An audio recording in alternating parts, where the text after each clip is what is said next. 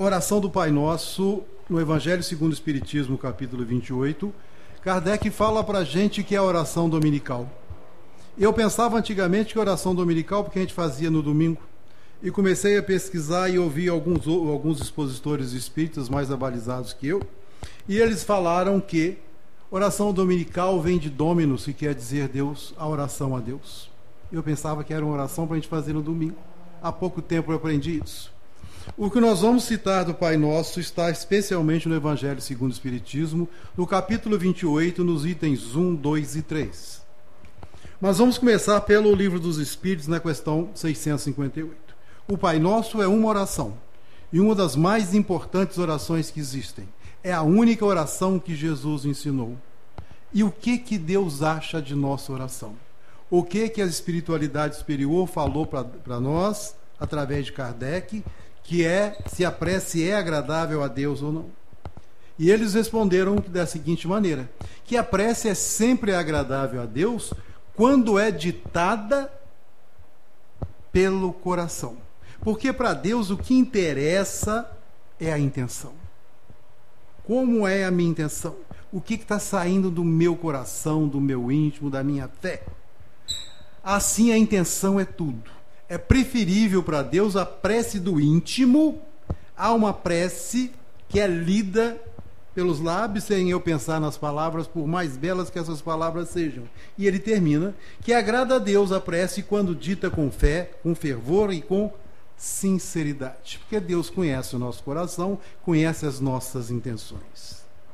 Então, no Evangelho segundo o Espiritismo, capítulo 28, item 1, Kardec pergunta qual é o objetivo da prece. E é falado que a prece, o principal objetivo da prece é elevar a nossa alma a Deus. Não é rebaixar Deus até nós, é nos elevarmos.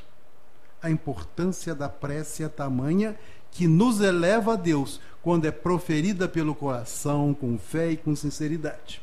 E São Paulo fala, nesse mesmo capítulo, que a condição essencial da prece é que ela seja inteligível, que ela seja clara, precisa e não precisa ter fraseologia inútil. Eu não preciso ter belas palavras, não preciso ter uma prece imensa, longa. Eu preciso da fé. E as palavras que eu profiro, eu tenho que entender. E na hora que eu estou na frente e estou fazendo uma oração em público, que eu fale palavras que todos entendam. Se eu, por exemplo, começar a falar aqui que numa reunião hebdomadária, dreadmente exarada, o que eu falei? Que nessa reunião semanal, previamente marcada, é preferível, nessa reunião semanal já está marcada, falar com palavras simples que me toquem o coração, que eu entenda, saiba o significado de cada palavra e quem está me ouvindo, se por acaso eu estiver fazendo a prece em público, tenha condições de me entender claramente. Isso que São Paulo nos fala. Continua no Evangelho segundo o Espiritismo, no capítulo 28, no item 2, no prefácio, que o Pai Nosso é o mais preciso e perfeito modelo de concisão, de brevidade. Continua falando que o Pai Nosso é uma obra-prima de elevação, de sublimidade, na simplicidade com que Jesus nos ensinou. Porque o Espírito Superior não complica, ele simplifica. A simplicidade com que Jesus nos ensina, muitas vezes, fica deixando a gente assim de boca aberta. É tão fácil assim, é tão simples assim. Um novo mandamento vos dou: amar a Deus sobre todas as coisas e ao próximo como a ti mesmo. Simples. E a gente aqui complica através do nosso orgulho, do nosso egoísmo, etc. O Pai Nosso vai resumir todos os deveres ou as nossas obrigações para com Deus, para conosco mesmo e para com o próximo. O Pai Nosso vai encerrar uma profissão de fé, um ato de adoração e de submissão. O Pai Nosso também tem o pedido das coisas necessárias à vida e ao princípio de caridade.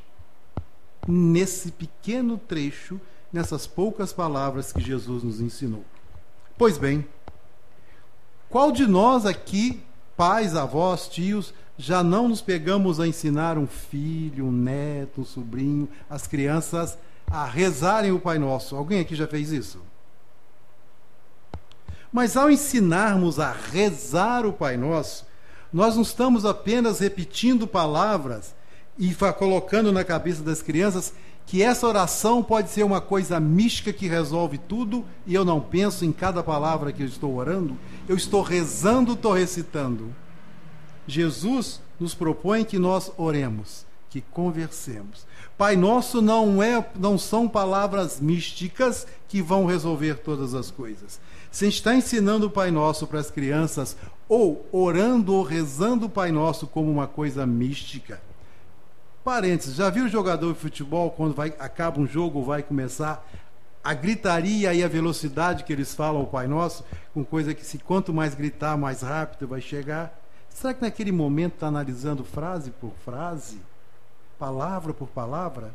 E nós, quando oramos o Pai Nosso, o que fazemos? O Pai Nosso, quando Jesus ensinou, ele falou em aramaico. Se a gente fosse ver isso como palavras mágicas ou místicas, a gente tinha que ensinar o Pai Nosso às nossas crianças em aramaico. E nós não sabemos falar aramaico, alguém aqui sabe. O interesse de Jesus, ao nos ensinar o Pai Nosso, foi dar uma oração simples, um meio de comunicação com Deus, e mais uma vez, colocando em cada frase, cada palavra, uma intenção, um ensinamento extremamente profundo. Extremamente profundo. Conta no Evangelho segundo Mateus, no capítulo 6, versículos de 5 a 15. O Pai Nosso consta também em Lucas, mas o Evangelho de Mateus é mais completo, o Pai Nosso, que tem 7 petições, e no de Lucas apenas 5. A maneira que cada apóstolo arrumou para escrever. E Jesus falou que quando a gente orar, a gente não ser como hipócrita, ser gente fingido, que gosta de ficar orando, aparecendo nas sinagogas, nas praças e gritando. A intenção da oração é ser visto, aplaudido. E ao ser visto e aplaudido, já ganhou o próprio prêmio. É ser visto e aplaudido. Desculpa a redundância. Pelos homens, em verdade, vos digo que já receberam a recompensa, o aplauso. Como fala bonito, que oração bonita. Mas está saindo de dentro. Jesus nos recomendou que quando a gente fosse orar, nos fechasse em nosso quarto e em secreto, em segredo, orássemos a Deus. É uma conversa íntima. Quando nós estamos sozinhos, nos fechar em nosso quarto significa também nos fecharmos para o mundo nesses breves instantes e conversarmos com Deus, com a espiritualidade superior. Eu tenho um amigo, não vou falar o nome dele aqui, porque ele é muito famoso. Ele diz que chega no quarto dele, senta na cadeira e coloca uma cadeira para Jesus e ora, conversa com Jesus, imagina Jesus na frente dele ali. E ele está errado. Onde 2 ou mais estiverem reunidos em meu nome, eu aí estarei. Jesus com certeza está aqui. Nós não estamos reunidos em nome dele? Não foi ele que falou? Jesus recomendou que quando a gente orasse, não ficássemos usando de repetições inúteis como gentios, os não-judeus, que pelas muitas palavras pensam que iam ser ouvidos. Não precisa na oração fazer um palavreado imenso. É necessário que saia do coração. Assim, um poeta, um orador exímio, vai fazer uma oração com palavras lindas e maravilhosas. Uma pessoa simples vai fazer uma oração com palavras simples como ela é. O que interessa para Deus é o que sai de nosso coração. Mas vamos lá. Jesus dividiu o Pai Nosso em 3 partes. A primeira parte é o prefácio. A segunda parte são os pedidos, ou como se vê algum advogado aqui, as petições, as rogativas e a súplica, e encerra com a conclusão. E é isso que nós vamos analisar, cada parte orando o Pai Nosso. É a nossa proposta. O prefácio, a introdução, é composto de Pai Nosso que estais nos céus. Quando ele falou Pai Nosso, Jesus, nesse instante, causou, naquele instante que ele começou a ensinar, há um parênteses. Nem Marcos nem Lucas citam qual foi o apóstolo ou quais foram os discípulos que pediram. Fala que um discípulo pediu. Não cita o nome. Mas Jesus, ao falar Pai Nosso, começar a oração falando Pai Nosso, nesse instante ele cria na mente dos apóstolos, na mente daquelas pessoas que ouviam, uma verdadeira revolução. Se formos procurar a palavra Deus nos dicionários antigos, no Google, nas antigas religiões, nós vamos ver que Deus é visto como juiz e carrasco. Deus era um ser para ser adorado, mas era um ser para a gente ter um extremo medo. Porque Deus é juiz e carrasco.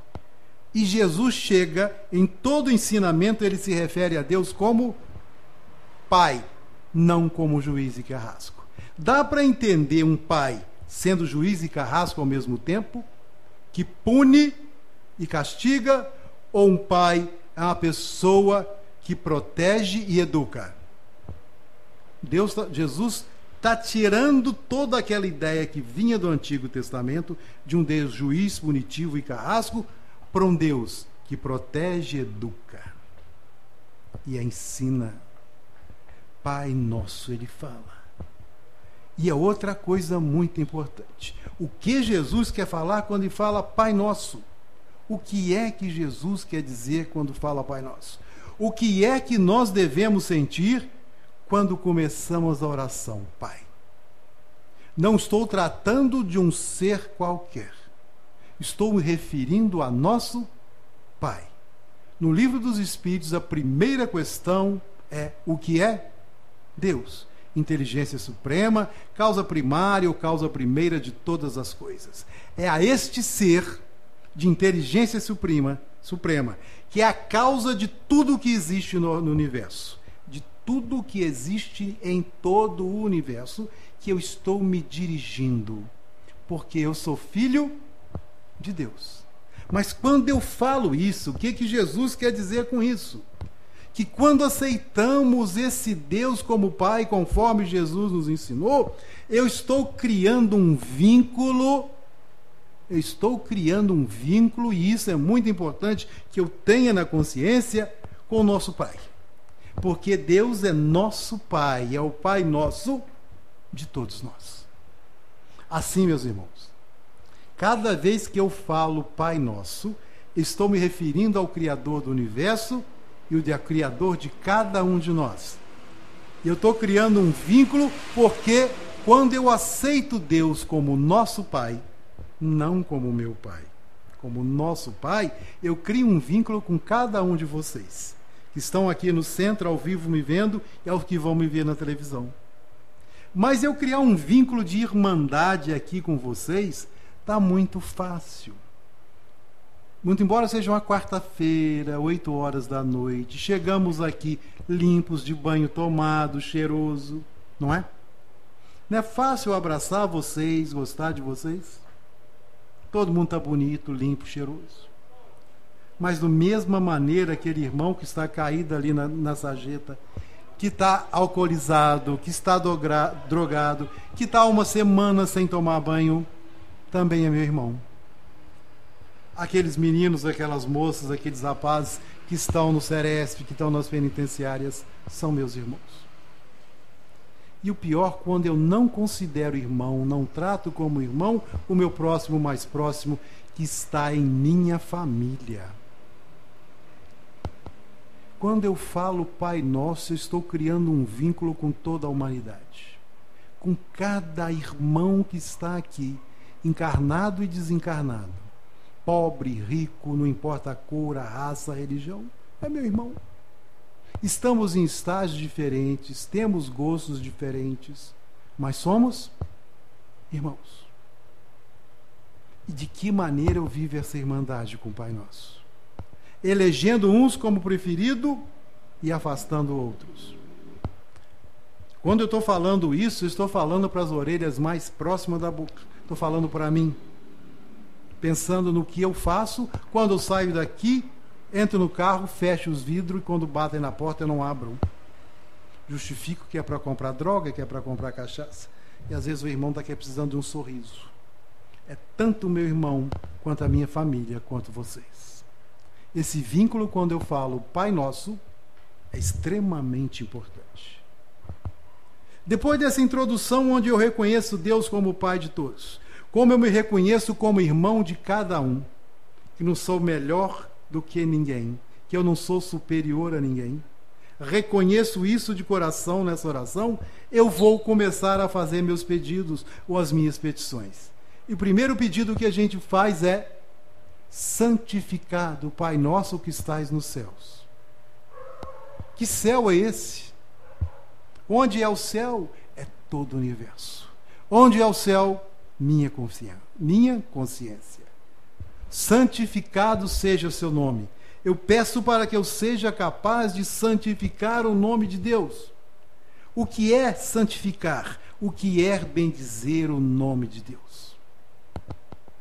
Olha o que Jesus está colocando em poucas frases para a gente refletir. E o que é santificar o nome de Deus? É eu acordar todas as manhãs e ir vivendo a vida por viver, ignorando Deus, ignorando os irmãos, não ter gratidão pelo tudo de bom que me acontece, não ter gratidão pelas lições que eu recebo das minhas provas e minhas expiações.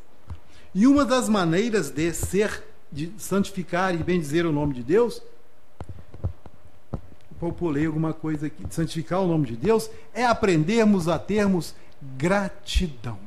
Gratidão pela família que eu estou, que é a família perfeita, que deu um trabalhão danado para reencarnar.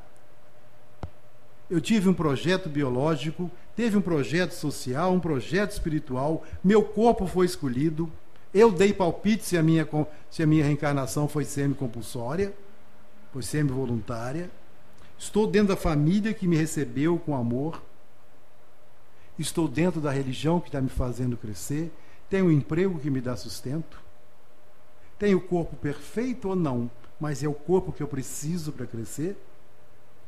Eu sou grato a Deus, exalo a gratidão, e a gratidão é tão importante que a venerável Joana de Ângeles, através de Divaldo Pereira Franco, ditou um livro, Psicologia da Gratidão, e fala que ao sermos gratos, elevamos o nosso coração, e o sentimento de gratidão nos eleva a Deus. E uma das maneiras de louvar, de santificar e bendizer o nome de Deus é sermos gratos a Deus, aos espíritos superiores, aos espíritos que nos acompanham, encarnados e desencarnados, nos ajudando e sendo exemplo na nossa evolução, no nosso progresso. E ele continua o segundo pedido: venha a nós o reino de Deus. Por que a gente pede que venha a nós o reino de Deus? Porque de Deus só pode vir coisa boa. Pode falar alto. De Deus só vem coisa boa. Quando vem o reino de Deus, eu quero que venha para mim, para os meus irmãos, para a humanidade, coisa boa. Que eu saiba respeitar a decisão de cada um, a religião de cada um. Que venham coisas boas de Deus. Que o reino de Deus não é um reino de comida nem de bebida. O reino de Deus é o reino de justiça, reino de paz e alegria na consciência. Quem nos diz isso é Paulo na carta aos Romanos, no capítulo 14, no versículo 17. É um reino de justiça, de irmandade, de paz, de paciência, da ciência da paz, de alegria. Porque quando a gente está com a consciência tranquila, estamos cientes que a lei de Deus está escrita na consciência de cada um de nós, estando essa consciência, essa certeza, a gente pede que esse reino, essa conscientização de Deus Pai, essa conscientização de cada irmão é filho do mesmo Pai, eu começo a ser grato e a melhorar. O reino de Deus não é comida, bebida, não é um reino físico. É um reino de intimidade com Ele, de gratidão, de sabedoria, de justiça e paz, que me leva a ter felicidade na medida do possível num planeta de provas e expiações. É o reino que me causa alívio. Vinde a mim todos que estáis cansados e estropiados, e eu vos aliviarei. Jesus não falou que ia nos carregar no colo. Vai nos aliviar através do conhecimento da verdade. E continua. E por que queremos que o reino de Deus venha até nós? Porque só quando esse reino de Deus vier até nós, a todos nós, e ele está vindo aos poucos, esse planeta de provas e expiações vai mudar verdadeiramente para um planeta de regeneração. E já estamos vivendo esse momento de extrema importância. Nós somos atores e espectadores da transformação que está ocorrendo nesse orbe, de um mundo de provas e expiações onde o mal está prevalecendo, para um mundo de regeneração onde o bem vai prevalecer. E depende de cada um de nós implantar esse reino de Deus em cada um de nós, para que isso aconteça. Terceiro pedido: seja feita a tua vontade na terra como nos céus. Aí é que dá problema, né? E quando não coincide com a minha? E qual é a vontade de Deus? Qual é a vontade de um pai, de uma mãe, em relação ao filho? Que ele cresça, que se transforme, que seja um ser humano o melhor possível. E a vontade de Deus? Será que nós, pais imperfeitos, quando o filho pede um pão, a gente dá uma pedra? Quando um filho está com a bicicleta, vai descer uma ladeira íngreme, a gente sabe que a bicicleta não tem um bom freio, a gente deixa. Deus age com a gente como se fôssemos crianças que somos. Temos que começar a entender a vontade de Deus. Vem da necessidade de aceitar a aceitação dos desígnios do Pai. Existem duas maneiras de aceitarmos a vontade de Deus: passiva e ativa. Aceitação passiva é a aceitação da paz, da paciência, sabendo que aquilo que vem de Deus é para o meu melhor. É a minha paciência, a resignação. E resignação não significa eu ficar plantado no lugar esperando as coisas acontecerem. Resignação, a paciência, a aceitação passiva me mostra que eu tenho que parar, pensar, analisar situações, me colocar nas mãos de Deus e ao mesmo tempo me movimentar para que isso aconteça.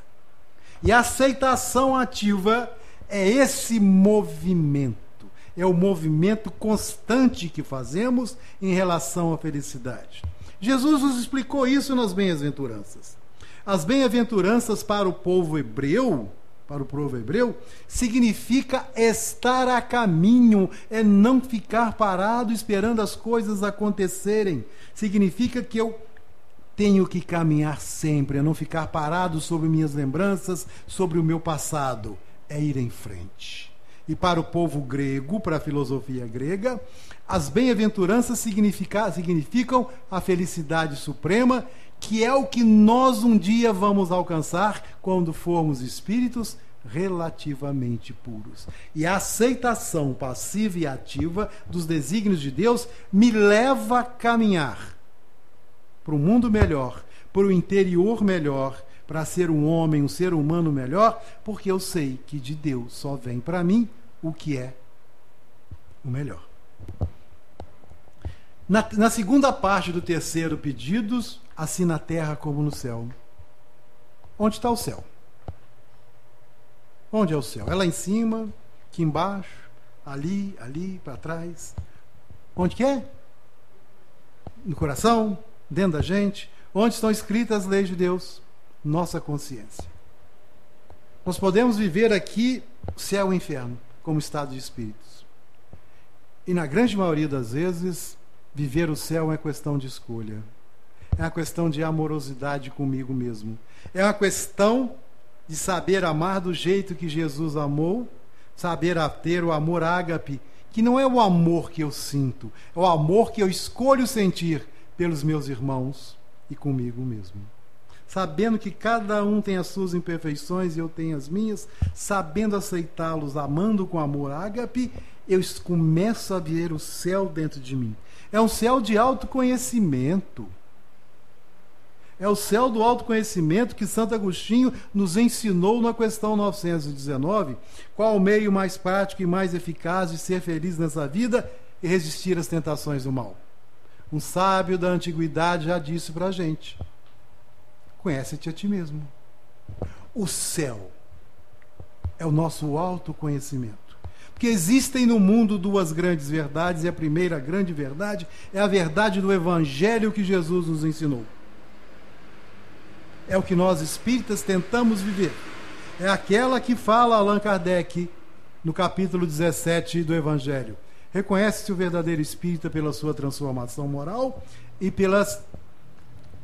porque começa a controlar as suas más tendências, pelo esforço que faz. A segunda grande verdade é a verdade desse autoconhecimento que nos leva ao céu.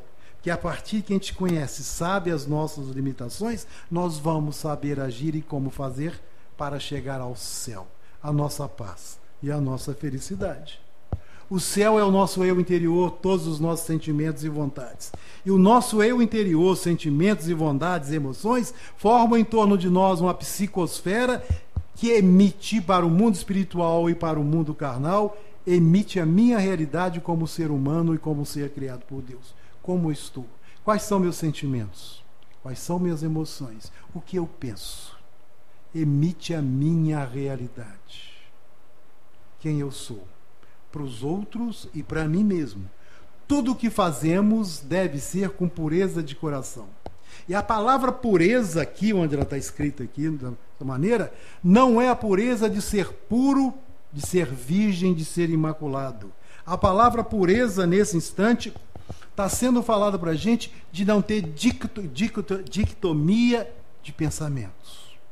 A palavra pureza que está no Sermão da Montanha, a palavra pureza que coloca no nosso estudo, está aí a não ter pensamentos diferenciados entre bem e mal. Eu serei um espírito puro, a pureza aí está relacionada quando eu tiver meus pensamentos, meus sentimentos e minhas emoções direcionadas inteiramente e só para o bem. Conseguir cortar totalmente o mal da minha vida. É isso que significa pureza. E Kardec gradua isso para a gente no capítulo 8 do Evangelho segundo o Espiritismo, quando ele nos fala, está lá no finalzinho do capítulo, que aquela pessoa que nem sequer pensa no mal, este já atingiu a perfeição. Somos nós? Eu não sou. Aquela pessoa que ainda pensa no mal, mas o repele, esse está a caminho. Somos nós, não somos? A gente fica com o mal o tempo todo. De vez em quando uma raivinha, essas coisas, ainda nós estamos num processo de autoconhecimento, de melhoria, mas a gente deixa o mal ficar no nosso coração? Não somos nós. Pensamos no mal ainda, mas o repelimos. E ele termina falando que aquele que pensa no mal e não se importa, não há progresso feito. Em que situação está em relação à pureza de nosso coração? Como está o nosso céu? Como está a nossa paz? O quarto pedido é o pão nosso de cada dia nos dai hoje. Que pão é esse? Que pão é esse? Qual o significado da palavra pão? Desde o Antigo Testamento, Moisés, ao começar a livrar o povo judeu da escravidão, eles atravessaram o deserto e caía o pão dos céus, o maná, que hoje é a hóstia dos nossos irmãos católicos, que gerou. O maná ainda cai no deserto aí até hoje, nos orvalhos. O pão tem um significado de alimento e de sustento para o corpo. Jesus, quantas e quantas vezes ele usa essa figura do pão. Tomai e comei todos vós ao cortar o pão e distribuir para os apóstolos, para os seus irmãos. O pão de sustento do corpo. O pão do sustento do trabalho. Mas tem um significado de pão que Jesus dá à oração do Pai Nosso. O significado do próprio Jesus. Eu sou o pão que desci do céu. E o pão que desce do céu, que Jesus se auto-identifica, é o pão do conhecimento. É o pão mais precioso que existe em todas as nossas existências, que existe em nossa vida. É o pão do conhecimento. E esse pão do conhecimento nos é distribuído dia a dia por Deus. O pão nosso de cada dia nos dai hoje. O conhecimento principal é o conhecimento de Deus. E Deus se dá a conhecer, Deus se revela aos poucos, em cada nação, em cada estágio da terra. Lá na Índia, Deus se revelou através da reencarnação, se revelou através de Madre Teresa de Calcutá. Vemos aqui na Bahia se revelando através de Irmã Dulce. São Francisco de Assis na Itália. Se revelou em Uberaba através de Chico Xavier, se revela para cada nós espírita em cada palestra pública, em cada grupo de estudo, em cada grupo de estudos onde pegamos os livros espíritas. Mais de 420 livros escritos pela psicologia de Chico Xavier. A quantidade imensa de livros pela psicologia de Divaldo Franco, etc, etc. A conhecimento de Deus, das coisas do Espírito, nos vem pelo Espiritismo através da leitura, do estudo e principalmente do exercício. O pão nosso de cada dia nos dai hoje é o pão do sustento do corpo e da alma, e o sustento da alma é o pão do conhecimento. Do conhecimento da ciência, do conhecimento de Deus e do autoconhecimento. Essas três coisas têm que viver em nossa vida de maneira gradual e constante. Por isso é que é a cada dia. O pão nosso de cada dia nos dai hoje. O pão do sustento. Passei errado aqui. O pão do sustento. E por que eu falo o pão nosso de cada dia nos dai hoje? Eu podia falar para Deus, ou Jesus podia ter nos ensinado. O pão nosso de cada dia nos dai o pão. O sustento material, espiritual, de conhecimento de uma vez. Seríamos capazes de absorver isso tudo? Já pensou se ele nos desse o sustento material todo de uma vez? Toma aqui, tem tudo para você viver, os 100 anos que você tem que viver aqui encarnado. O que nós faríamos com isso? A gente ia deletar e depletar esse pão de sustento rapidamente. O pão é uma conquista diária. É uma conquista a cada dia que eu acordo, agradeço por ainda estar encarnado e vou procurar o sustento do corpo, o sustento da alma e o meu conhecimento. Não só lendo, mas o meu conhecimento através da vivência com os meus irmãos. Que os meus defeitos e os meus pontos a melhorar eu reflito no irmão. Aquilo que me incomoda no meu irmão são os meus próprios defeitos. O pão nosso de cada dia nos dai hoje. Por que pedimos que Deus nos dê algo? Estou tornando a perguntar. Porque o que vem de Deus só é bom. Por que nós falamos no plural? Porque o pão não é meu, que Deus não é meu. É nosso.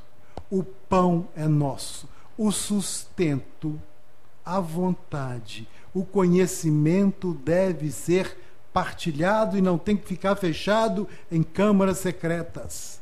Cada um de nós, dentro do seu talento, dentro do seu conhecimento, ajudamos a formar todo esse orbe.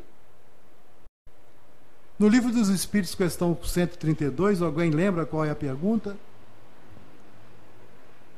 Qual é o motivo da encarnação? Para que a gente encarna? A gente encarna para melhorar, para servir a Deus, para melhorar as condições do mundo, através das nossas expiações, das nossas missões. E as nossas missões, as nossas expiações são vividas em conjunto. As nossas provas são vividas em conjunto. Nós não vivemos isolados. Nem o feijão que nós comemos hoje, nem o leite que nós tomamos de manhã, fizemos isolado, que alguém plantou feijão.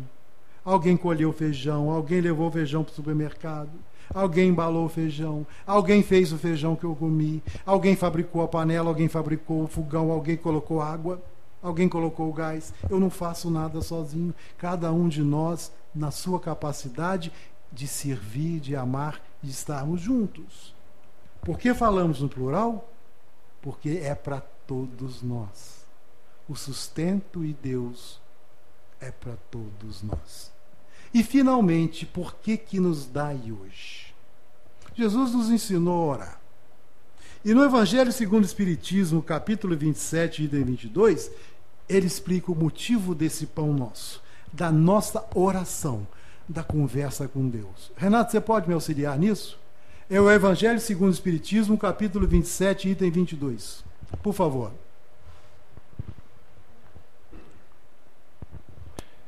O primeiro dever de toda criatura humana, o primeiro ato que deve lhe assinalar o retorno à vida ativa de cada dia é a prece. A prece do cristão, do espírita, de qualquer culto que seja, deve ser feita desde que o espírito retomou o jugo da carne. Olha só, gente. Desde que a gente retome o jugo da carne, acordei. O primeiro dever meu é a prece. Mas daqui a pouco nós vamos entender o motivo que Kardec está falando com isso. O pão nosso que nos dai hoje vem também através da prece e da minha conexão com Deus. Agrada a Deus a prece, aquela que é dita com coração, com fé e sinceridade. Essa prece é a oração matutina que me prepara para o dia. Pão nosso, Jesus está nos chamando a atenção disso. Kardec complementa isso no capítulo 27, onde ele fala da oração, dai de graça o que de graça recebestes, que é o capítulo 27 do Evangelho segundo o Espiritismo, e depois dedica todo o capítulo 28 a falar da prece, da importância que tenhamos uma intimidade com nosso Pai. E isso começa na prece pela matutina. Quinto pedido: perdoai nossas dívidas, perdoai as nossas ofensas, assim como perdoamos aos nossos devedores.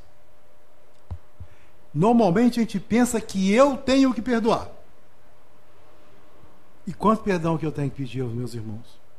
Quantas vezes eu acordo mal-humorado, dou uma fechada no trânsito, respondo mal, não respondo com um sorriso ou um bom dia, mas eu quero perdão, quero reconhecimento. As coisas devem ser em igualdade, porque o Pai é nosso.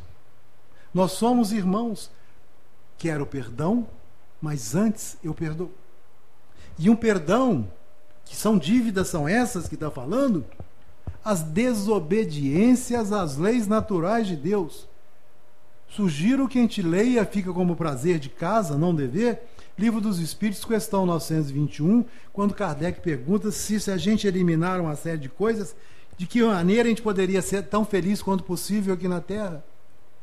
Simplificando a resposta, se a gente obedecesse às leis de Deus, seríamos tão felizes quanto possível aqui no reino da Terra.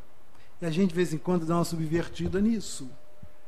E o que fazer, então? Para perdoar e ser perdoado, pagar as dívidas e receber. Reconhecer os meus erros.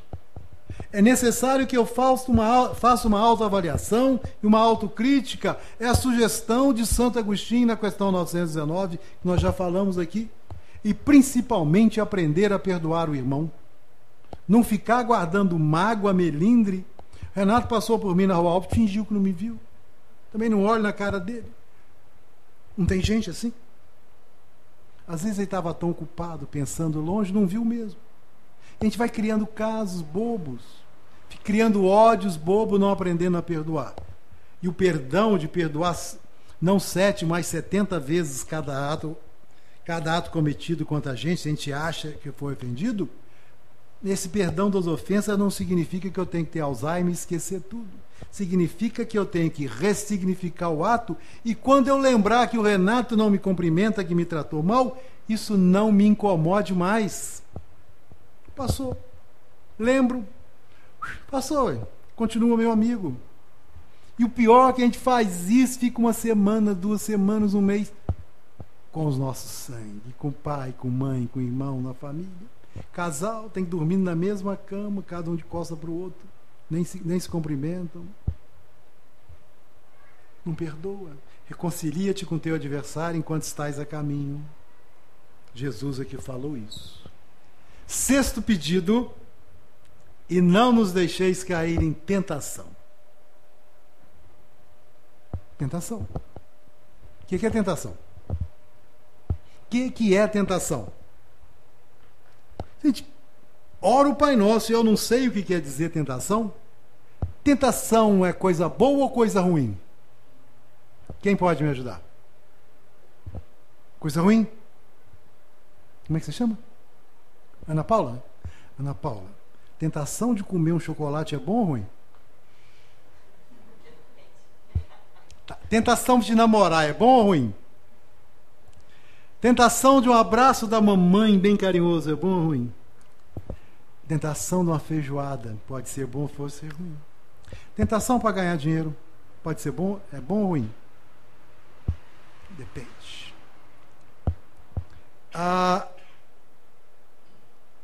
Tem uma expositora espírita, Nete Guimarães, que conta que na família dela, Dona Ana Guimarães, ensinava, tinha um culto do lar, e estava ensinando o Pai Nosso no livro de Meimei, esse espírito meigo e carinhoso, que tem um livro chamado Pai Nosso. E na hora que chegou nessa parte da tentação, estudando o livro Pai Nosso, do espírito Meimei, a Dona Ana Guimarães pergunta para o filho do meio o que é tentação. Diz ele que virou e falou assim: mãe, eu não entendo muito disso não, mas para mim, tentação é um buraco muito grande. Não fala para mim não deixar cair em tentação. Será que tentação é um buraco imenso? Filosoficamente, essa criança pode estar coberta de razão. Mas o que é tentação? Quem me ajuda a definir o que é tentação? A vontade de ceder algum impulso. Quase. Quem falou? Como é que você chama? Oi, Jéssica. Faltou uma coisinha. Uma coisinha. Ceder o impulso instantaneamente. É ceder ao desejo instantaneamente. Seu chocolate, Ana Paula. Está morrendo de vontade de comer chocolate. Analiso. Não posso comer agora. Fui embora. Não é tentação. Tentação é o desejo de satisfação íntima e imediata. Vou contar aqui um segredo para vocês. Minha esposa passou em frente a uma loja ali na Alft, com Rio Branco, e viu um vestido que ela gostou muito. Por que comprá-lo? Por que não comprá-lo? Entrou e comprou. Porque estava com cartão de crédito na bolsa. Ela ganha o dinheiro dela, independente, não precisa do meu. Chegou em casa à noite, ela estava conversando comigo. Olha bem que vestido lindo que eu comprei. É, bem, muito bonito. É para ir num casamento do fulano, onde eu sou madrinha. Mas eu cheguei aqui em casa, lembrei que eu não precisava ter comprado. Tem aquele que eu nem usei ainda. A tentação de uma satisfação imediata. Se ela tivesse parado, pensado, deixado para comprar no outro dia ou daqui a uma hora, não seria tentação, porque teria tempo de avaliar as coisas. A tentação do desejo imediato,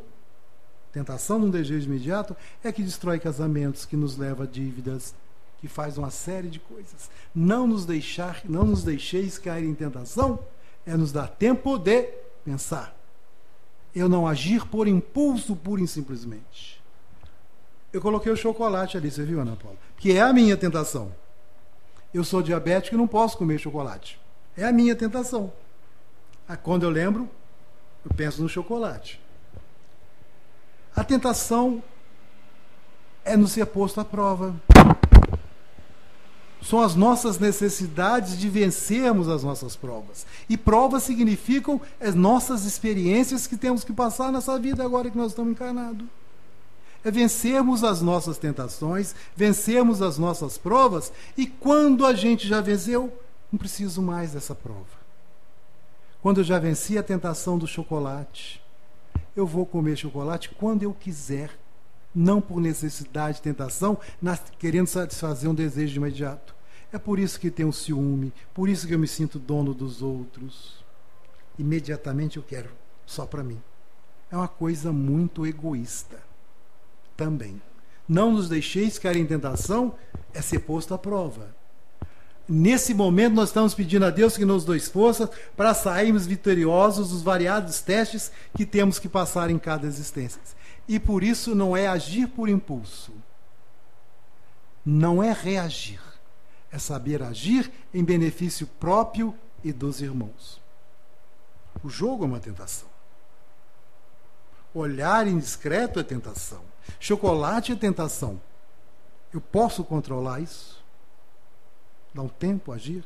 Não nos deixeis cair em tentação. Mas ele continua falando. Não nos deixeis cair em tentação. Dou uma paradinha aqui.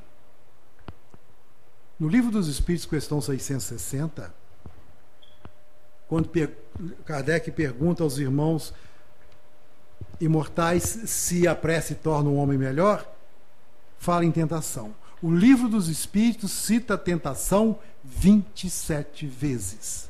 A Bíblia começa no capítulo 3 da Gênesis, falando da tentação que Eva fez em Adão para comer o fruto proibido. Não é maçã, nunca falou que é maçã, é o fruto proibido. A tentação está ali no começo, a nossa prova, a nossa resistência. Passamos isso enquanto precisamos. Mas a prece torna um homem melhor? Olha as respostas que os irmãos deram para a gente. Sim, quem ora com fervor e confiança é mais forte contra as tentações do mal. E Deus envia bons espíritos para assisti-lo. É um socorro nunca recusado quando pedido com sinceridade. Estou tentado a trocar um telefone celular, que o meu está ótimo, porque veio um mais novo agora. Tem um S10 que dobra. Preciso dele. Posso orar para isso? Para ter juízo? Vigiar e orai. Preciso disso realmente. Tem que gastar esse dinheiro. Aqueles homens assim que estão olhando a menina mais nova, precisa disso para se mostrar mais macho. Quantos casamentos desfeitos nisso? A prece torna melhor a gente, porque nos torna mais forte contra as tentações e nos envia os nossos amigos espirituais a nos proteger. Os espíritos podem ler seus pensamentos, podem dirigir muito mais do que vocês pensam. De a miúde eles nos dirigem. Quem a gente quer que nos dirigem? Um amigo espiritual sincero, verdadeiro, nosso anjo da guarda, ou outros? Vigiai e orai. E a segunda parte, não nos deixeis cair em tentação, mas livrai-nos do mal. Tentação e mal são coisas diferentes, senão Jesus não tinha falado isso. O que é o mal? O que é o mal? Mal é tudo aquilo que vai contra a lei de Deus. E eu acho que no livro A Gênese, no capítulo 3, item 6, Kardec coloca para nós a melhor definição de mal. O capítulo 3 está falando sobre o bem e o mal.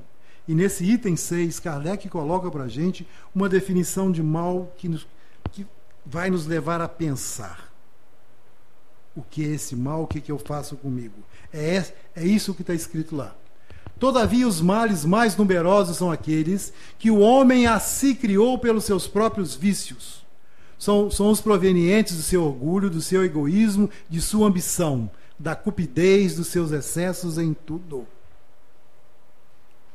Na questão 913 do Livro dos Espíritos, Kardec pergunta de onde vêm todos os vícios. E nos é respondido: examinai cada um deles e vereis que o germe está no seu egoísmo, no nosso orgulho. E nos livrai-nos do mal, nos livrai do nosso egoísmo, do nosso orgulho. Porque a pessoa egoísta não tem irmão, não considera o outro como irmão. Quero tudo para mim de imediato. A pessoa egoísta é muito mais tentada. Jesus colocou essa frase junta para nos lembrar que a tentação é a satisfação de um desejo imediato. E que o mal é derivado do nosso egoísmo. Está no capítulo 3 da Gênese. Conclusão, assim seja. Outra grande responsabilidade Jesus coloca em nossas mãos. Porque quando eu falo assim seja, significa que eu estou aceitando tudo aquilo que Deus coloca na minha vida, que eu sei que é para melhorar. Na exata medida, na exata forma. Que quando eu estou encerrando a nossa prece, a nossa oração do Pai Nosso, nós estamos colocando nossas esperanças, nossos desejos nas mãos de Deus. E gostaríamos que assim fosse. Porque Deus é muito mais inteligente e mais sábio do que eu.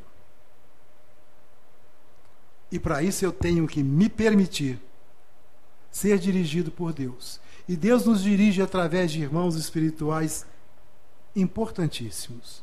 Aqueles que avalizaram, são os avalistas da nossa reencarnação.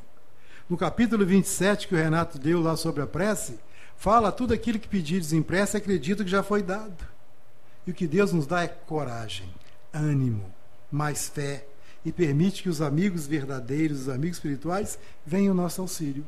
e que sejamos também capazes de fazer por nós mesmos aquilo que é de melhor para a gente e para o mundo. A aceitação da vontade de Deus, na realidade, é um retorno ao princípio e à aceitação de Deus. Assim, quando ele diz, assim seja, ou diz amém, chamamos de volta para nós Deus. E guardamos conosco essa última impressão da sua presença constante, porque eu estou vivendo o Pai Nosso na sua plenitude. E para isso é necessário que eu aprenda a orar, a conversar com Deus através desse Pai Nosso, com palavras simples, mas com fé e com sinceridade. Que eu aprenda através desse Pai Nosso a vencer minhas tentações, meus vícios, agindo como Jesus nos ensinou, com amor, porque somos todos irmãos. Assim a gente roga a Jesus que nos abençoe. E a Deus, muito obrigado por ser esse Pai amoroso, justo e bom. Muito obrigado pela atenção.